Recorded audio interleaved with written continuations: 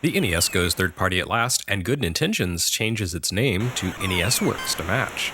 It's NES Works episode 27.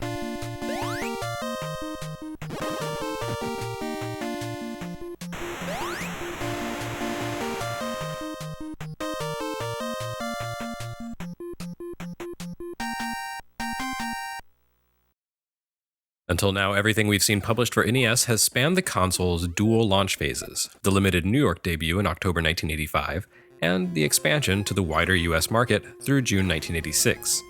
And every game so far has been published as a first-party title by Nintendo themselves, all with the same black box branding, even the two games co-developed by IREM. But now we've reached the point at which the NES achieved full nationwide distribution in the US, and things are about to change. Not only will it now be possible for some theoretical prospective video game fan circa 1986 to buy an NES at a Woolworths outside a major retail market, the business of the NES is about to expand radically as well. Specifically, third parties enter the picture at this point, 1 year after the NES made its first tentative steps into American retail.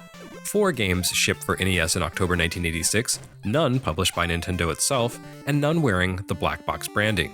3 of these titles shipped from toy company Bandai, and the 4th appeared courtesy of arcade powerhouse Data East. That's basically the NES and the 80s home game market as a whole in a nutshell, the place where toys intersected arcade games. But it's a pretty big deal that these games were allowed to ship, and that they were allowed to wear their own distinct corporate branding. Nintendo learned a lot of hard lessons from the pioneers of the console market in the early 80s, as well as from its own 3 years of experience with Famicom in Japan. Nintendo had come to realize that opening up its system to third parties could have tremendous benefits. The company only had so many programmers and designers, after all, and despite their simplicity, the black box games proved demanding enough that Nintendo was forced to turn to outside help, like HAL, to complete them. The presence of third-party developers and publishers would greatly expand the range of games available for the NES, while sparing Nintendo itself the need to spread itself thin trying to flesh out the console's library single-handedly. It's an easy win-win calculation, really. More selection for consumers, and freedom for Nintendo's internal teams to focus on creating fewer, deeper, more substantial games, rather than continue to churn out numerous shallow works. By October of 1986, Nintendo had already published Super Mario Bros. And its sequel, along with The Legend of Zelda and Metroid in Japan. The company's internal teams had achieved a new level of creative maturity. But those meteor games took more time and people to assemble than something like Gyro might. And having other game makers to help shoulder the burden of filling out the NES release schedule would give first-party development the freedom to gestate into more meaningful works. On the other hand, the dangers of third-party publishers had already made themselves manifest time and again. Third-party games had destroyed the Atari 2600 ecosystem, dozens of inexperienced game makers jumped on the platform to take advantage of its popularity, and very few of them produced software on par with the ones put out by Atari and Activision. A glut of games crowded the market, driving down prices at retail to the point that stores took a huge loss. Worse, the repugnant lack of quality found in many of those unfiltered third-party releases made consumers wary. First-party releases Pac-Man and E.T. often take the blame for destroying the 2600, but they were simply the fateful Jenga pieces set atop an unstable stack created by everyone else. Nintendo had experienced this phenomenon firsthand with Famicom. The company's initial third-party publishers consisted of talented and reputable publishers like Hudson, Konami, and Namco, all producing solid and entertaining games. But once the Famicom gained full traction, the floodgates opened and the average quality level plummeted. By the time the NES reached the wider US market in mid-1986, Japanese pundits were already declaring the death of the Famicom at the hand of trashy games. Nintendo couldn't easily recork the genie's bottle for the Japanese market, but it could at least take steps to prevent a repeat of the Famicom's third-party crisis in the global market. And so it created a rigid licensing system for the NES to limit the number of third-party games that could appear for the console. This also meant Nintendo would have the right of refusal to prevent truly incompetent software like Super Monkey Daiboken or Hoshio Miro Hito from appearing in the US and destroying consumers' confidence in the console. The licensing system also had the side effect of lining Nintendo's pockets while transferring the costs and risks of publishing to its third-party partners, but I'm sure that was just a coincidence. To effect this licensing scheme, Nintendo built a security chip into the NES hardware in America and Europe. Only Nintendo would be able to manufacture cartridges, because only Nintendo knew the technique for passing the system's security check. The merits and failings of this setup have been debated for decades, with some finding Nintendo's plan to be needlessly predatory. The company's use of strong-arm tactics to prevent the inevitable unlicensed publishers from appearing at retail certainly didn't endear them to many people. As a result of miscalculating manufacturing yields went a long way toward creating the paucity of major third parties you typically see on Nintendo consoles these days. Even so, the licensing system Nintendo established here became the industry standard. Other first parties adopted a similar system and continued to use it more than 30 years later. Heck, even PCs, the ultimate open box standard, have moved toward closed systems thanks to the rise of locked down content delivery services like Steam and, Origin. Well, mostly Steam. Anyway, all of this is to say, here is the first result of Nintendo's closed box system. M.U.S.C.L.E from Bandai. Initially released in November 1985 in Japan, M.U.S.C.L.E was of course based on the toy line by the same name. M.U.S.C.L.E Things, known as Kinnikuman in Japan, was a line of collectible miniature figures that proved quite successful both here and overseas. In vivid contrast to the intricate, highly articulated toy lines that defined the 80s though, M.U.S.C.L.E Things were literally just tiny solid rubber figurines.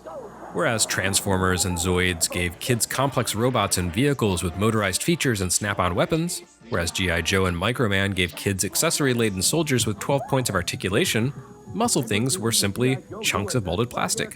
They were a sort of modern-day take on the classic Army Man toy, except chunkier and rubberized to allow them to bend slightly. The primitive design of M.U.S.C.L.E worked in its favor. Sure, you couldn't come up with cool poses and set up custom backyard dioramas as with G.I. Joe, but you could beat the hell out of the little guys, which made sense because they were all wrestlers. And because M.U.S.C.L.E Things were so tiny and simple, they were crazy cheap. Bandai and US licensee Mattel were able to churn out hundreds of different creatures, creating a genuine collector's line. You could buy M.U.S.C.L.E figures in sets of 4, 10, or 28, all for totally reasonable prices. The 4-packs were $1 each, and the 28-packs topped out at $7, the price of 2 G.I. Joe figures or a single mid-sized Transformer. Mattel brought nearly 250 of these to the US beginning in late 1985 or early 1986, and while they didn't have the same kind of appeal as more intricate toy lines, they definitely had an enormous appeal of their own. M.U.S.C.L.E, that's an acronym for Millions of Unusual Small Creatures Lurking Everywhere, actually began as a manga series in the 70s. In other words, the toy line was simply another example of a popular Japanese toy being localized into the US with no indication given of its origins, as with Transformers or Zoids. The manga told the story of a cosmic prince forced to prove his worth by competing in intergalactic wrestling tournaments, which made for a huge menagerie of weirdo characters. By the time the toy line arrived in the mid-80s, Bandai and Mattel had 10 years of bizarre weekly manga to mine for character designs. And while tiny, M.U.S.C.L.E Things did a remarkable job of packing detail and personality into the little figurines. Robots, birdmen, disembodied limbs, dudes with a cup of tea for a head, even a guy with a traditional Japanese squatting toilet for a body. Every M.U.S.C.L.E thing was unique, distinct, memorable, and frequently weird as heck.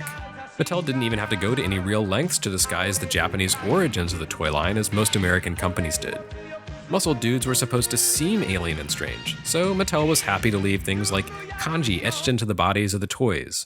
And since they shipped in generic packs as randomized assortments, only a couple of key characters, protagonist Muscle Man and villain CHERUB, were explicitly given names in the US.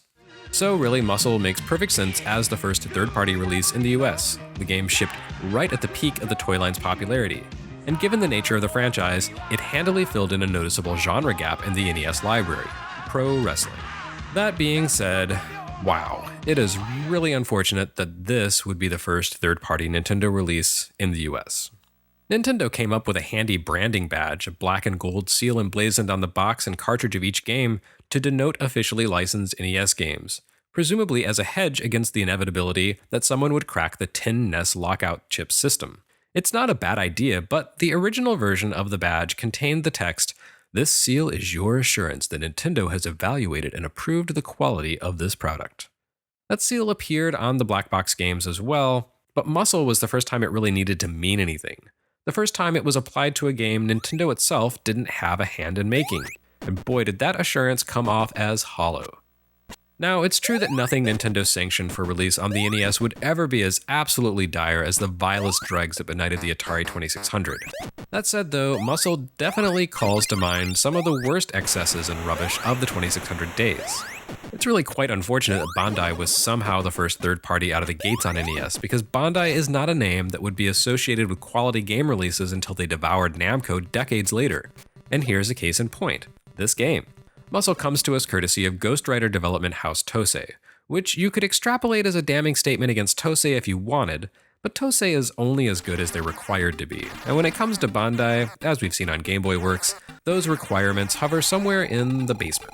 M.U.S.C.L.E is the first third-party release for the US, and the system's first wrestling game, and it will ultimately prove to rank among the worst of each category, which is really saying something given how hollow the Nintendo seal of quality would sometimes prove to be. Alright, so enough talking around the issue. Why is M.U.S.C.L.E tag team wrestling so dire?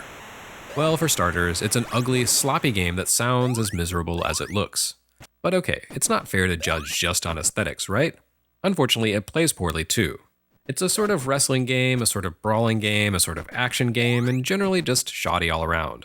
Across all the black box games we've explored to date, even the worst of them spoke to some fundamental degree of underlying quality. They moved smoothly, controlled fairly well. Even in the case of a game with stiff controls like Ice Climber, they were still responsive. Nintendo's games just generally felt solid. M.U.S.C.L.E Tag Team Wrestling, on the other hand, lacks these traits. Its tiny characters move poorly and always feel like they're lagging slightly behind inputs. Collisions and interactions between the characters feel slippery, imprecise. You're meant to be wrestling here, but you'll have trouble performing even basic moves on a consistent basis. Each match consists of a best-of-3 face-off that pits your muscle thing of choice against another, with your objective being to wear down your opponent's stamina meter. You can use clumsy approximation of wrestling moves to do this, punches, jump kicks, flying punches off the ropes, but really the match comes down to a test of seeing who can acquire a power-up orb the fastest. Every once in a while, a glowing ball floats into the ring, and whoever snatches it begins to flash with power and becomes ridiculously overpowered. So basically the game's strategy boils down to survive until you grab the orb, then win. Each of the playable wrestlers here, all of whom are definitely recognizable as crude, embarrassing effigies of muscle figures, has its own special move that can be executed when powered up. To add a little more variety, sometimes the ring becomes electrified or covered with ice, possibly in an attempt to justify the already slippery controls. It's simply not a well-made game, which was perhaps inevitable given the intersection of an anime and toy license, Bandai, and TOSE. But it doesn't set a good precedent for third-party games on NES. Thankfully, more reputable publishers like Capcom and Konami will enter the picture soon to take up Bandai's slack. But this game would have been better suited for one of those plastic trash cans Mattel sold M.U.S.C.L E 10-packs in.